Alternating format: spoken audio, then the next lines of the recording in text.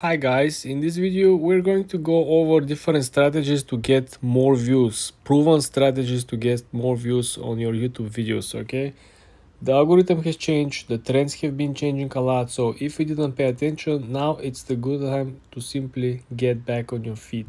I want you to show you something very important. The news channels are always popping up, and what actually pops up as well is the small channels that essentially are making a recap of the news, current or past news, and they're simply adding additional comments and predictions.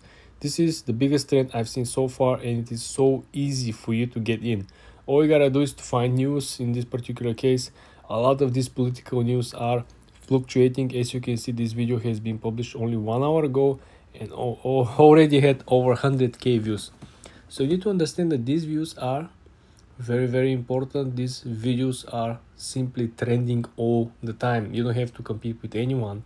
Essentially, you need to get the main concept, the title of the video, why people are so interested in the topic, and then you have to remake the video. You can take a small pieces of these news channels, right? And then you can add your commentary, your predictions, your your point of view, why this happened, what could happen next, any other reasons. And you can gather a lot of other news sources and simply compile all this news all together.